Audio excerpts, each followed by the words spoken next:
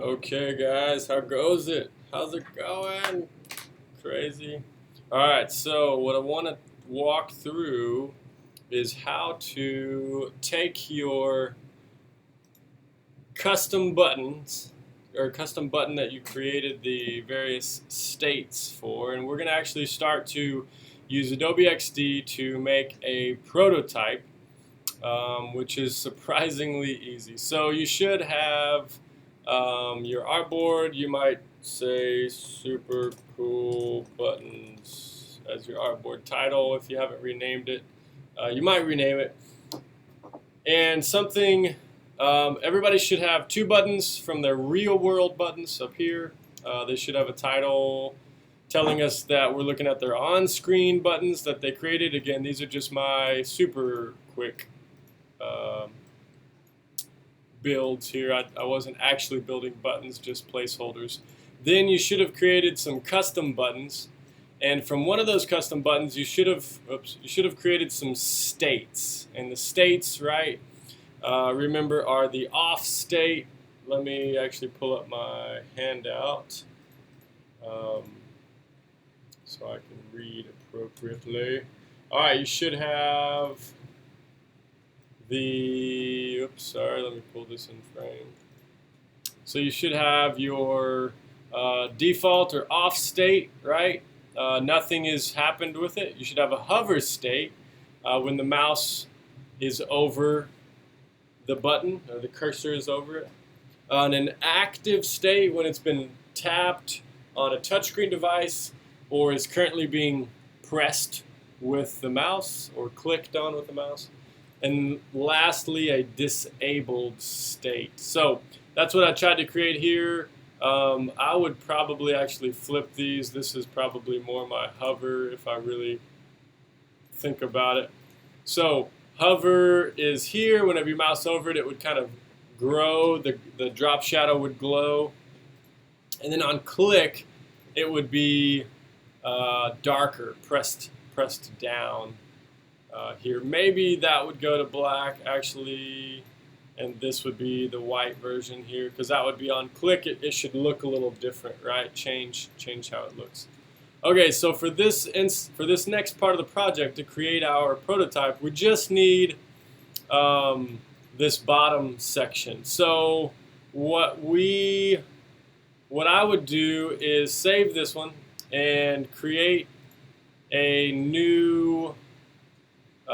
We can actually just duplicate this over and do it like this. So all I did is click on the title and hold Option or Alt and click and drag, and that will duplicate this second one. So this we're going to let's call this our prototype screen. And what we're going to do is let's actually remove everything on here except our buttons, and let's slide these buttons up to the top. Okay. Something we also want to do is make this our home. We want to make this the home, which I'll show you here in a little bit. But whenever we go to the prototype, make sure this one is our home button or our home screen. Sorry. So what we're going to do is essentially let's see. I think we only want to use the off and the on states. We're not going to use hover right now. Although to do that, it's surprisingly easy moving forward with this Adobe XD software. The reason why I don't want to do that right now is because we're going to use our phones to test these, and on a touch device, we actually don't have hover. Hover is not usable because our finger, the website doesn't react whenever our finger is hovered over it. Whereas with a mouse, we actually can have hover states. You see this? That's actually a hover state built into the software, right? So this is an interface element that we all know about. So let's just actually remove that one. And what we're going to do is I'm going to take this on state and grab everything in it and group it, Command G or Control G on a Windows device, and grab everything in this off state and group it. And then what I'm going to do is take this one and put it directly on top of the first one. So right, it's literally directly beneath it. And that's critical for moving forward. Don't move forward until you do that. We'll leave it this long. I'm just going to randomly pull this over here as well, just to have something down the page, because it'll kind of make things kind of funny. All right. Let's see. Is that going to work? Let's turn this way. That's kind of cool. We got a few random elements here. Okay, that'll work. Let's put it right on the. This is called the fold line, guys, and this is where the bottom of the screen would be on a. I think it was a iPhone 10 was this device so far. Okay, so we've got our first screen ready to go. We've got this button right on top of that button, and what we're going to do is actually duplicate this screen again. So this is prototype screen 2, and what we're going to do is delete the option, the off state. So remember, this one is our on state, this one is our off state. So what I'm going to do is grab this, and I need to actually move it to the back. So what I did was Command Shift bracket, the curly bracket on the open curly bracket, so the left one.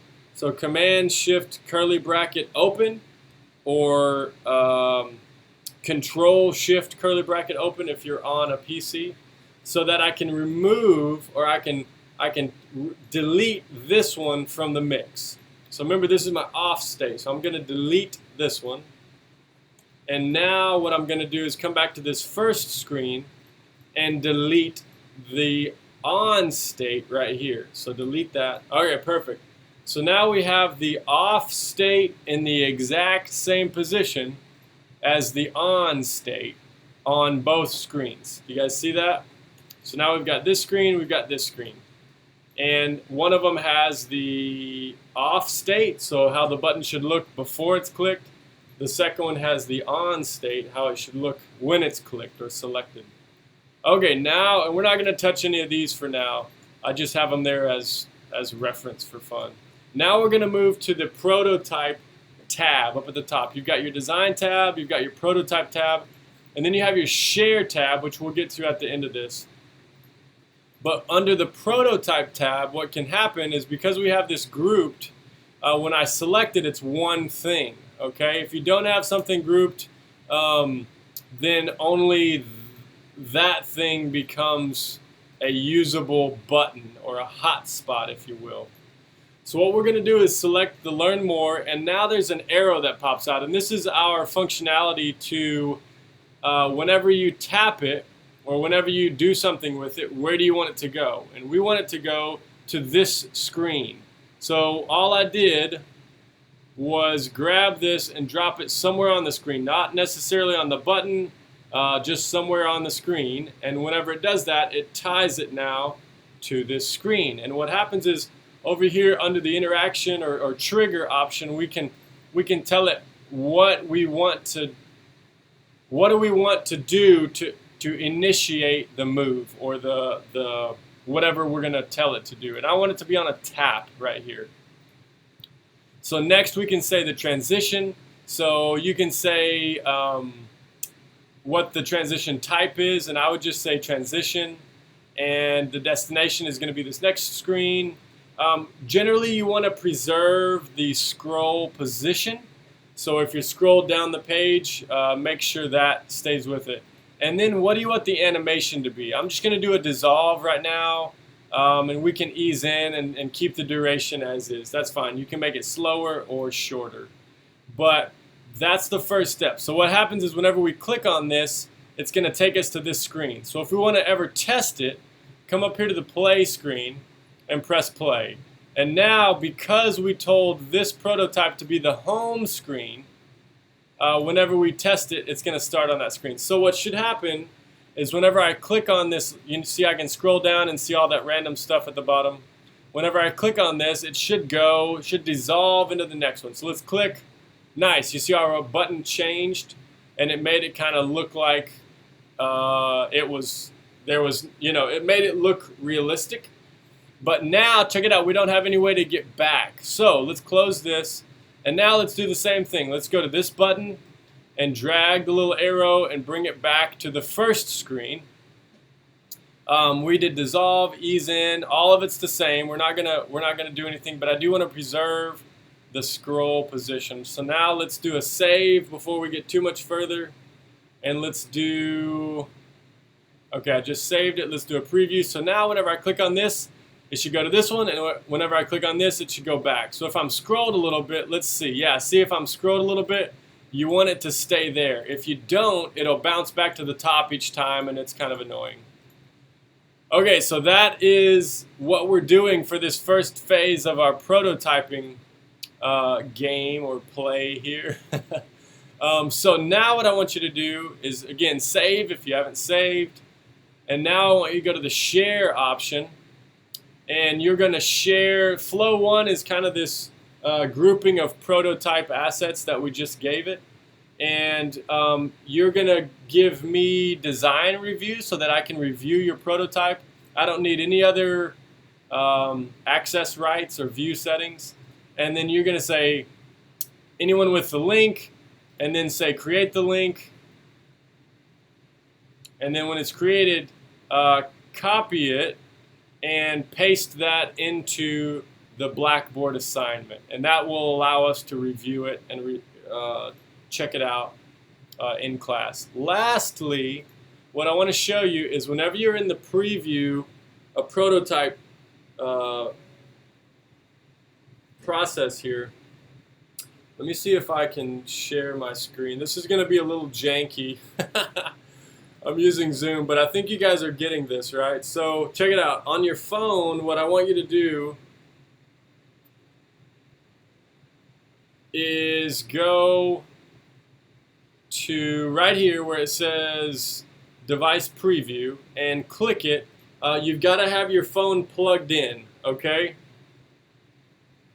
So you've got to have your phone plugged in. And once you do, down at the bottom of the screen, can you, that's kind of too dark, huh? Can you guys even see that? All right, man, that's not gonna work. That's too dark. Well, down at the bottom, we got 4 buttons. Can you guys see that? And click on this third one, and it's called, is it flipped on you guys? It's called Preview, Live Preview. And whenever you click that, you should see whatever you have selected in XD. So if I'm here, I can now see, if I'm right here, if I have my mouse right here, I can now see in Adobe XD that I can see my app. And if I tap it, watch, it should change. You see how it changed? Yeah. If you scroll up and you tap it, it should change still. So here's all those big crazy buttons that we created just as reference. And now you've created your first super epic prototype. Whoops, I unplugged my phone. It's still working though because it's a preview based on what it had in its cache. Okay, so back to this. Make sure you share it with me. And this is it. We're just going to prototype between these 2 buttons so that we can see what our buttons look like as we're interacting with our actual fat fingers on our device here. All right. See you next class, guys.